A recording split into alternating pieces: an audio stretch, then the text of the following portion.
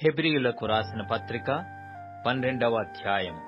ఇంత గొప్ప సాక్షి సమూహము మేఘము వలె మనలను ఆవరించియున్నందున మనము కూడా ప్రతి భారమును సులువుగా చిక్కులపెట్టు పాపమును విడిచిపెట్టి విశ్వాసమునకు కర్తయు దానిని కొనసాగించువాడునైన యేసు వైపు చూచుచు మన ఎదుట ఉంచబడిన పందెములో ఓపికతో పరిగెత్తదము. ఆయన తన ఎదుట ఉంచబడిన ఆనందము కొరకై అవమానమును నిర్లక్ష్యపెట్టి శిలువను సహించి దేవుని సింహాసనము యొక్క కుడిపార్శ్వమున ఆసీనుడయ్యున్నాడు. మీరు అలసటపడకయు మీ ప్రాణములు విసుకకయు ఉండునట్లు పాపాత్ములు తనకు వ్యతిరేకముగా చేసిన తిరస్కారమంతయు ఓర్చుకొనిన ఆయనను తలంచుకొనుడి. మీరు పాపముతో పోరాడుటలో రక్తము కారునంతగా ఇంకా దానిని ఎదిరింపలేదు. మరియు నా కుమారుడా, ప్రభువు చేయు శిక్షను తృణీకరించకుము. ఆయన నిన్ను గద్దించినప్పుడు విసుకకుము. ప్రభువు తాను ప్రేమించు వానిని శిక్షించి తాను స్వీకరించు ప్రతి కుమారుని దండించును అని కుమారులతో సంభాషించినట్లు మీతో సంభాషించు ఆయన హెచ్చరికను మరచితిరి. శిక్షాఫలము పొందుటకై మీరు సహించుచున్నారు. దేవుడు కుమారులనుగా మిమ్మును చూచుచున్నాడు. తండ్రి శిక్షింపని కుమారుడెవడు? కుమారులైన వారందరూ శిక్షలో పాలు పొందుచున్నారు. మీరు పొందని ఎడల దుర్బీజులే కాని కుమారులు కారు. మరియు శరీర సంబంధులైన తండ్రులు మనకు శిక్షకులయ్యుండిరి. వారి యందు భయభక్తులు కలిగి యుంటిమి.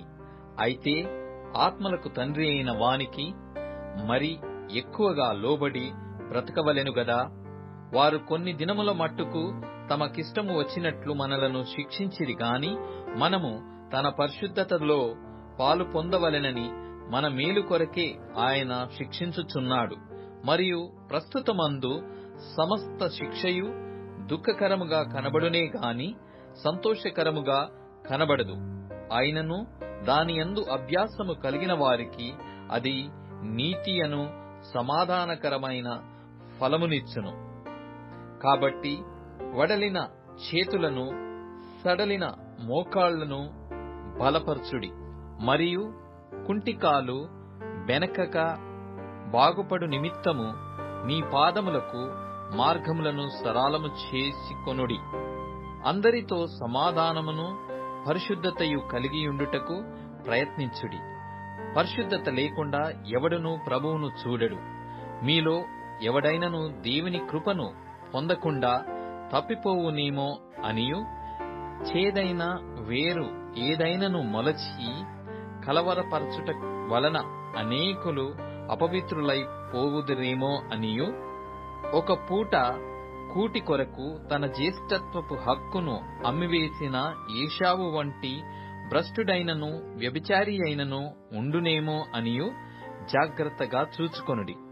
ఏశావు ఆ తర్వాత ఆశీర్వాదము పొందగోరి కన్నీళ్లు విడుచుచు దానికోసరము శ్రద్ధతో వెదికినను మారు మనస్సు పొంద నవకాశము దొరకక విసర్జింపబడెనని మీరెరుగుదురు.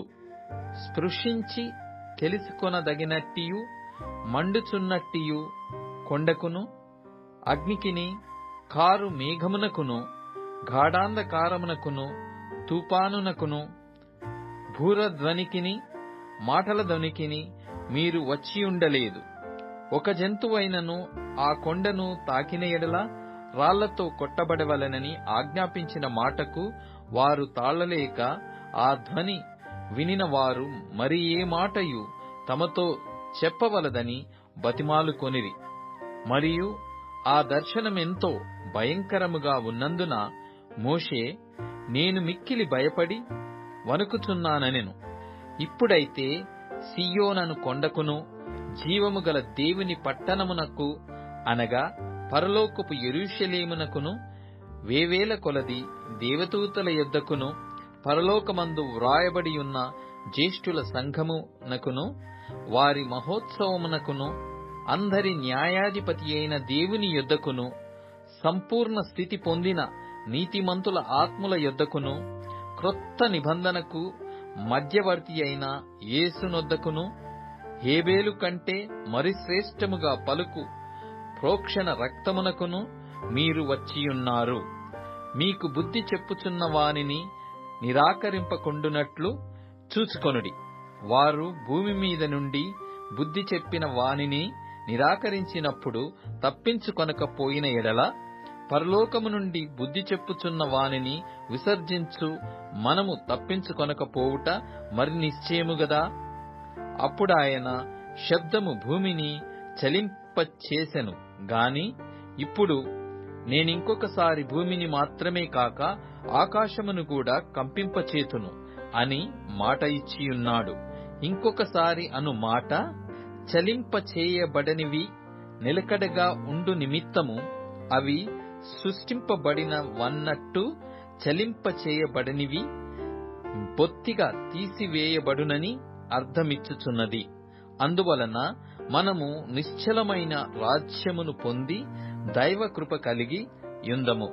ఆ కృప కలిగి వినయ భయభక్తులతో దేవునికి ప్రీతికరమైన సేవ చేయుదము. ఏలయనగా మన దేవుడు దహించు అగ్ని అయి యున్నాడు.